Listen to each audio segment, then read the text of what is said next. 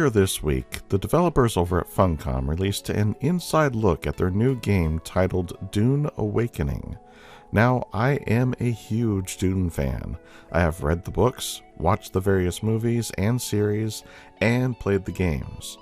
Most of the games really never lived up to the franchise. So far, this game is giving me hope that it will be more in line with the world than previous games have been.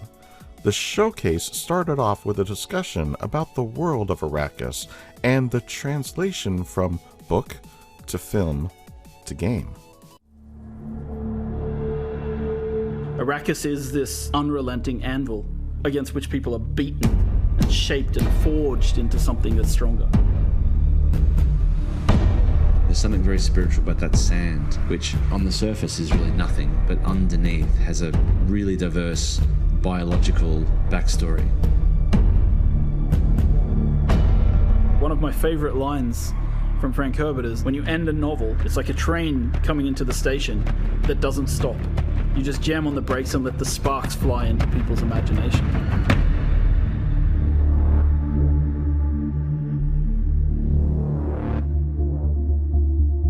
Arrakis is a test, is what the Fremen say. And the player comes right into the heart of that test.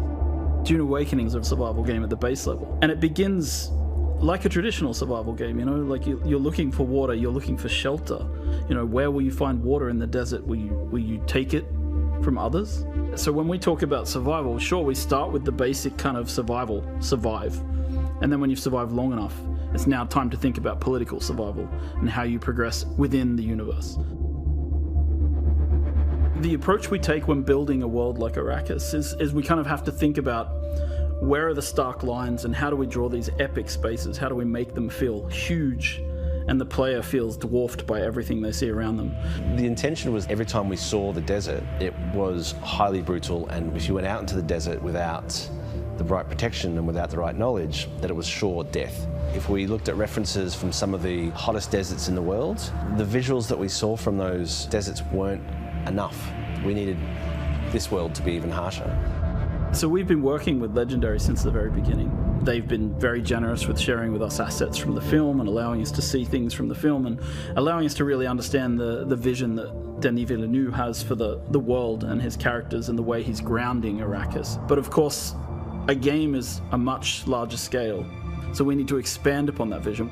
We have our own army of concept artists who are sending things back and forth with Legendary all the time. One of my best moments on this project so far actually was I got to go and visit the set of the first film with a group of the people from Funcom, the art directors, the lead artists, and we got to walk around in the actual sets that they had built in classic old school set building, massive palaces. And we got to look at the ornithopters from the inside and the outside, right? We got to walk around them and get a sense of their scale. Well, I think what they had done really well is they'd been quite inspired by the world that we had built in Dune Part 1. Now, in a film, you're sort of led on a journey by the director and by the script, whereas in a game, you have the opportunity to sort of create your own narrative and create your own journey. The most exciting aspect for me is the fact that you can take what you've enjoyed and loved and you can build your own stories and your own places. And that to me is the ultimate goal, is to have, complete control. Using Unreal 5 to create a game is obviously one of the better choices. Unreal 5 gives us flexibility through the blueprinting system. It allows us to handle amazing graphics through the rendering system, the lighting system such as Lumen. Lumen technology allows proper light bouncing. If I had to say one thing in the game that really benefits from Lumen, it's player crafted spaces. In our case, it's like you build a room and you place a window, and the window lets in natural light, and the light will fill the room in a way that feels real. And that technology hasn't existed before. Before Unreal 5, in the olden days, you had to use what we called the LOD system. And that meant that you had to create assets at different LOD levels, so it doesn't slow down everybody's computer. With Unreal 5, we have this new technology called Nanite that breaks things down into the right amount of polygons at the right distance. So for us, as a company, this has made an amazing difference to the visual detail of the world. It allows us to create one really amazing looking cliff piece, for example, and then doesn't matter how far away or how close we place it, it performs well and it looks great. Where Unreal worked for us on Dune was that it was a fantastic pre-production and planning tool. On Dune Part 2, we had some very complicated scenes, and we were able to previs all the way from Budapest what the light was going to be doing well in advance. It's the only tool that I've used, I would say, in my 25 years of shooting that is able to be used across a wide spectrum of films by different types of filmmakers. The most iconic creature in the Dune universe is the sandworm of Arrakis. And so we've tried to represent this in the game in multiple ways. So as a player, your first steps on the open sand, you hear the hiss of the sand in the distance as the sandworm begins to move towards you. And when it gets close, you hear the roar as it erupts from the sand nearby. And at that point, you have only seconds to live if you cannot make it to rocky ground. So this is your first experience with sandworms. And these are the little ones. When you go into the deep desert, when you're harvesting spice, the giant ring-mouth sandworms that we've seen in the film will erupt underneath the spice blows and suck harvesters and equipment down into the sand beneath them. There's really only one rule. The sandworm will always come. Humans have always had this innate drive to create something, to build worlds, whether it's in their head, whether it's in text, whether it's on screens, whether it's in games. Funcom as a company has been on this journey for a long time, creating multiplayer worlds where players can live out their dreams and fantasies. We were there in the beginning with massively multiplayer online games. We've been there in the beginning with survival open world crafting games. And Dune is a combination of those legacies, bringing us forward into the future. It's the culmination of what Funcom means as a company and what we can deliver. And this legacy means that we need to really pay attention to what we're creating and how we create it for the fans. Because I think at the heart of this, there's a lot of people out there who really want to live in the universe that Frank Herbert created. And they really want to live in the visual world of the films that they see from Villeneuve. And so we need to create the gap between those two possibility spaces and create a game world where people can live out their fantasies that they've taken from Dune. And yes, it's a huge legacy, and it feels at times extremely overwhelming, but we really hope that we can deliver something for everybody.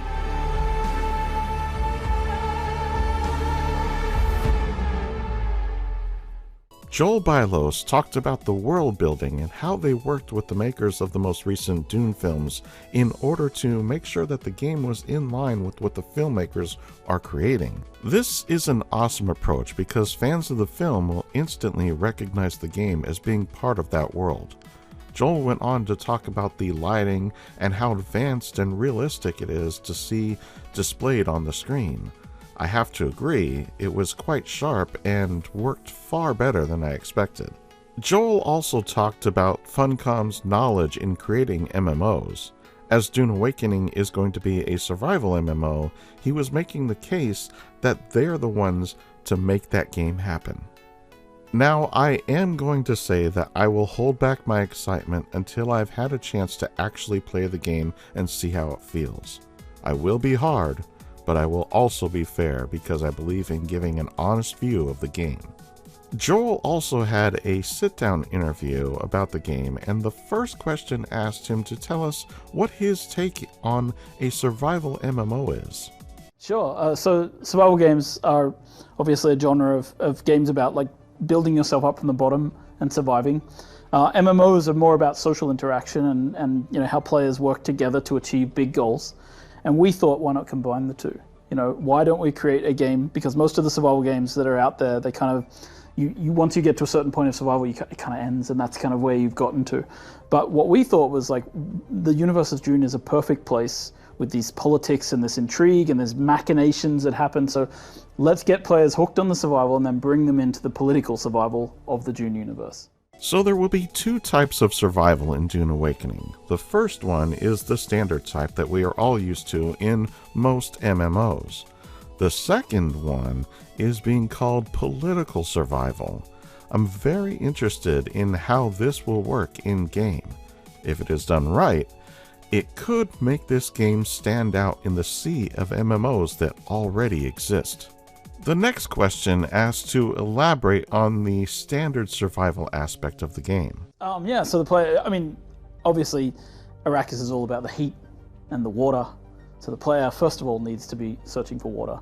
They need to stay out of the sun, stay in black shade during the daytime, travel by night. I love it. That's what the Fremen say, right? That's what the Kitan al-Gaib says it in the book, right? Black shade by day, travel by night. So the player needs to worry about these things, think about the sunlight, think about where they are, but they also need water because that runs out really quickly without a still suit, and you die very fast. So yeah, there's lots of ways in which to get water. You can explore dew fields and eat plant fiber to try and get water out of it. After a while, you start to throw up because you can't really get too much water out of plants that way. And then the way I prefer to do it is to shoot enemies, take their blood, drink that. Okay, so the survival aspect will revolve around water. This makes sense, as in the universe on Arrakis, water is a precious commodity. It is hard to come by, and survival is hard. I do like that they are making sure to keep the game world in line with the books and films. The next question asked if there are other resources that players will need to worry about. Yeah, so as a player, I mean, it's a proper survival open world crafting game, right? So players will craft their entire arsenal, right? So they'll be collecting resources, they'll be collecting stone, they'll be collecting metals like copper, iron, eventually forging steel, building up the equipment that they have at home. So they'll be crafting, all their weapons, all of their gear, all of their clothing, and they can of course craft themselves a base to live in, craft machines to help them craft bigger machines, which allow them to craft better weapons and so forth. Alright, so there will be crafting literally for everything, and base building will be included as well, which brings us to the next question. This one asked to elaborate on the base building. Yeah, so we took what we started with in Conan Exiles, our other survival game. We brought that over, then we started to add to it, right? So we've now created a system for co-op building, where you can place out holograms and other players can fill them in, so you work with your friends to build bases. You can also save your base as like an architectural blueprint that you can then sell to other players on the exchange, or you can give to your friends. So they, if you make something really cool. One of the things we saw in Conan Exiles that I really liked was that players were building the Taj Mahal. They were just building really cool buildings, and it's like, what if you could sell that to another player? That'd be cool, right? So another player might want to be able to just buy that blueprint off you and then place that out in the world and build it themselves. So we're really enabling this sharing and sort of the way the building system works, allowing it to be very cooperative. I don't know about you, but I like the idea of being able to buy and sell blueprints. This will make it so that the talented base builders can make something from their creations, and those of us that are less talented will be able to enjoy a base that they could never have been able to build on their own. The next question asked about how the player will be able to protect themselves and their bases. So the game has a full leveling system, right? And we do this thing we call combined arms, which is like, we have melee, we have ranged, and we have abilities, and we also have vehicles, right? So players can use any combination of these in combat, right? So it's kind of creates this interesting dynamic. So you can learn abilities from the great schools of the universe and learn how to be a Bene Gesserit, compelling your enemies to come close to you so that you can stab them with a knife. And you combine so you're combining melee with abilities there, right? Or you can be a sword master and leap in with a knee charge, knocking people to the ground and then stabbing them. Or you can choose to be like a trooper and you use your Shigawai reel to pull you up like a grappling hook, to pull you to high places where you can shoot down on your enemies with sniper rifles and shotguns. So there's a large variety of weapons that you can craft through our intricate crafting system, in addition to these abilities that you learn as you level up your character. So you kind of have this freedom of choice, and that's really what Combined Arms is all about. It's sandbox combat. That's what we're trying to call it and what we're going for, right? Are those hard locked in classes, or is there like can I explore different skill trees? Like, yes. Can I be a swordsman or a swordsmaster and also use the voice? Is that possible? It's absolutely possible. You just have to find the right trainer in the world who'll teach you these things. So you choose in character creation, you make a choice of who was your mentor when you were young. And then you choose one of the things, and that determines your set of starting abilities. But then when you play the game, you find trainers in the world. You have to do things for them, but then they'll eventually teach you some of the way, the path that can take you down some of these skills and abilities, yeah. Okay, so we can learn abilities, fight with melee or ranged, use vehicles, and we are not limited, so we can combine any of these in any way. I have loads of build ideas already, and I wonder just how far we can go with this.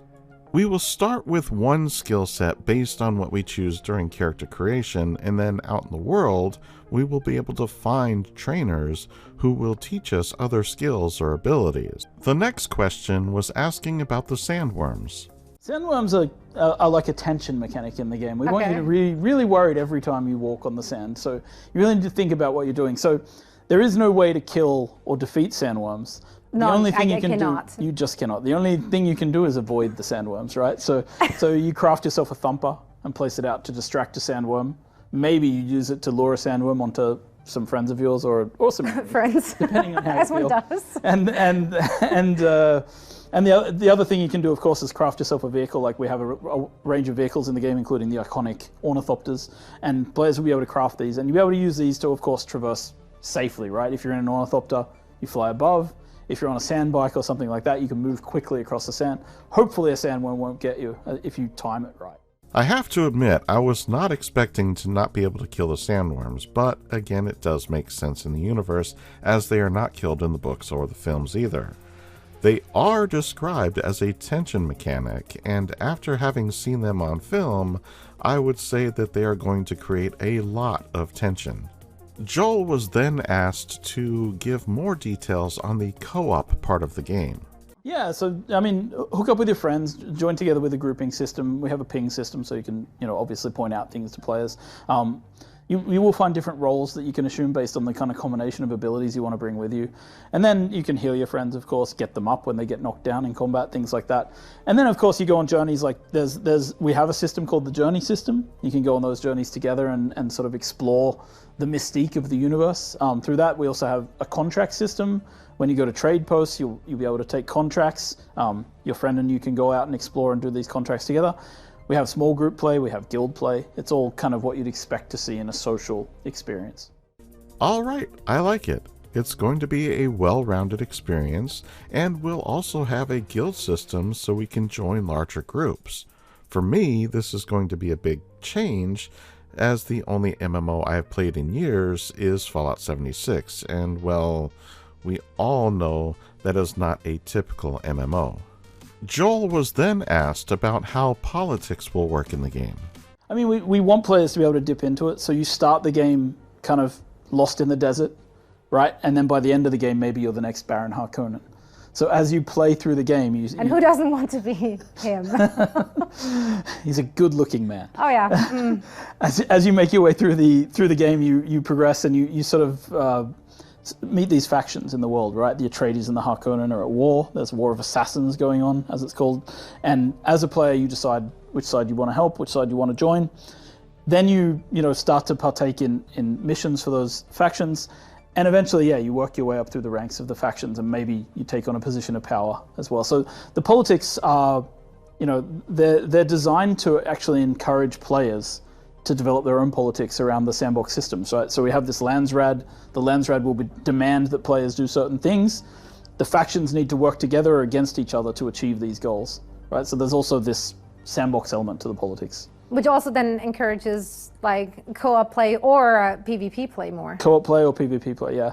Yeah, there's this this kind of idea that, like when people have the same objective, but they're on opposite sides, it becomes a race between them to achieve that objective, and they'll do all sorts of dirty things to get to the top right.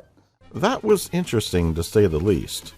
From the sound of it, there are going to be competing quests on either side for the factions, and how well we do or not will determine how far we go in the ranks of that faction.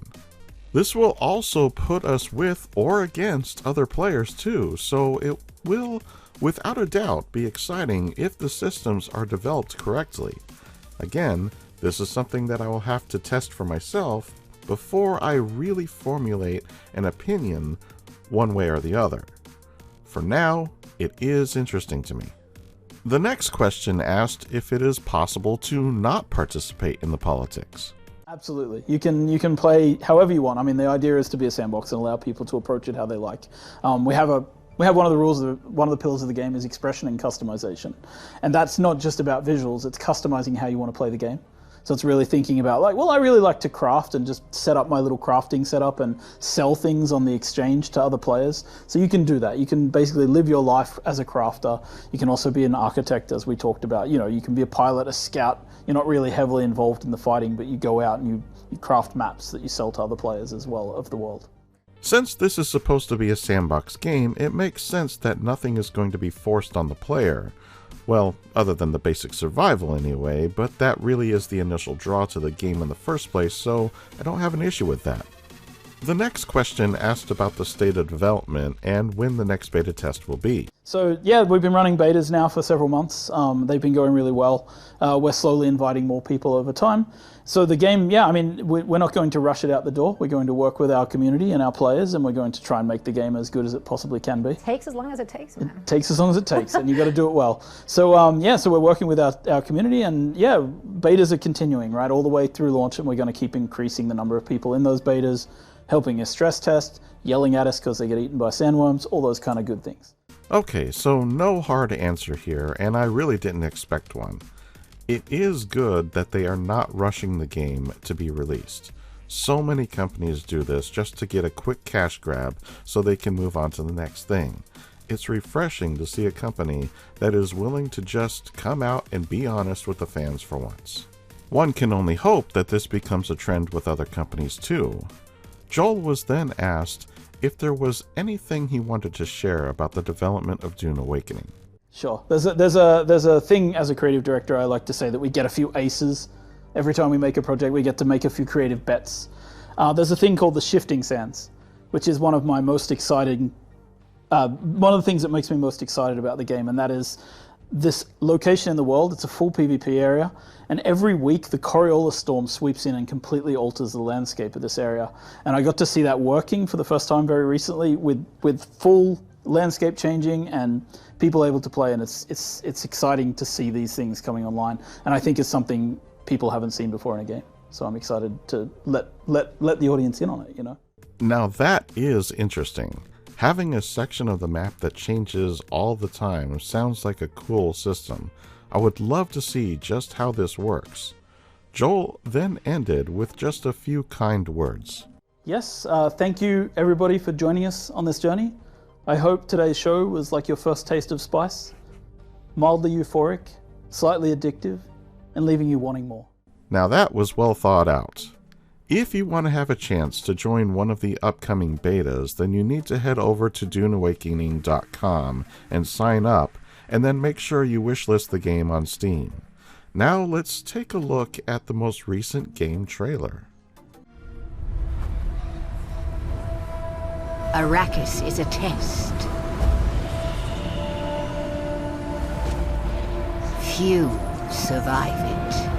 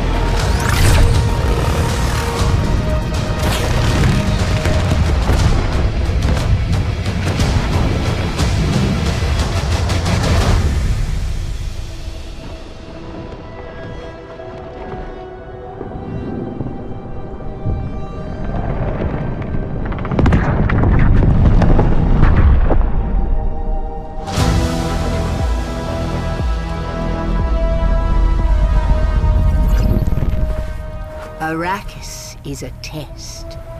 Few survive it. But the humans that do awaken.